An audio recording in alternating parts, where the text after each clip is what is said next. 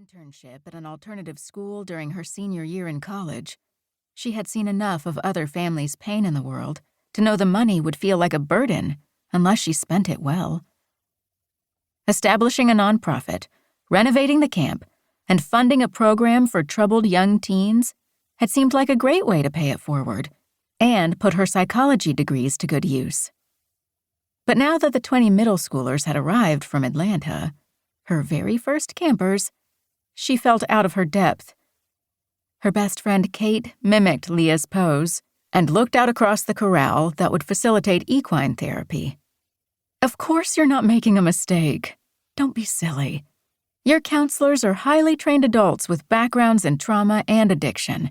You've turned this camp into a showplace. These kids are extremely lucky to be here." Kate's words didn't entirely erase the queasy feeling in Leah's stomach. Now that the day had come, the risks, both financial and emotional, seemed startlingly real. The whole reason she had gone into psychology in the first place was because she wanted to help people. But that was easier said than done. The gentle "I told you so's" from her family would be endless if this camp failed. They didn't want her to fail. They loved her. Truly they did. She knew that. But none of them expected her to succeed. Just once in her life, she would like to surprise them. Having Kate as an unofficial advisor on this project had been a welcome support. Leah's gorgeous blonde friend was as talented as she was beautiful. Kate did volunteer work with Atlanta's High Museum of Art as a facilitator with kids from high-poverty areas of the city, in a program that offered a chance to understand and appreciate great paintings and sculptures. The campers who arrived barely an hour ago had been selected via those contacts.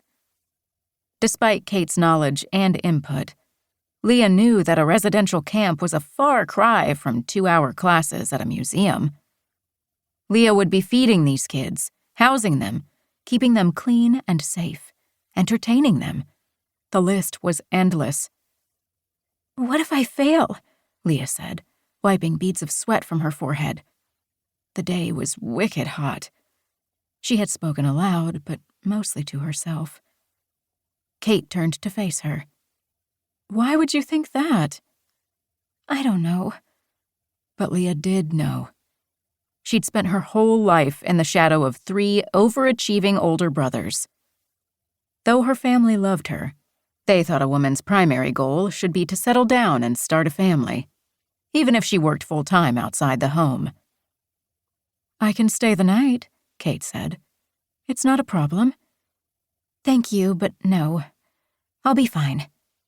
Leah had hired 2 capable and highly credentialed camp directors. She didn't have to run the camp.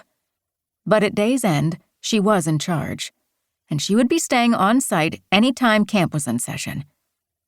Kate eyed her sympathetically. "It's normal to be nervous in the face of a big undertaking."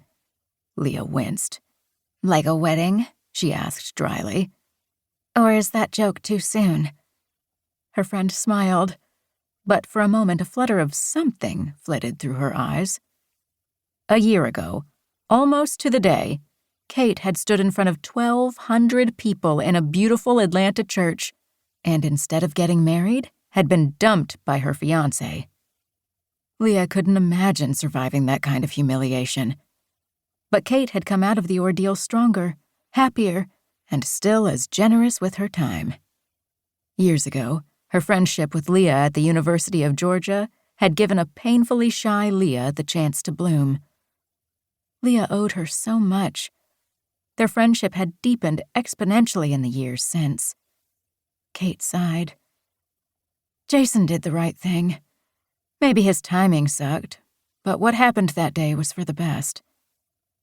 "And now you have Harry." "I do," Kate chuckled. "Can you keep a secret?" "I think you know I can." "Harry and I got married when we were in Antigua this spring." Kate glowed. "I couldn't face the thought of another traditional wedding after everything that happened. But we're going to try getting pregnant, and I wanted to be married first." Leah hugged her. "Congratulations! That's wonderful."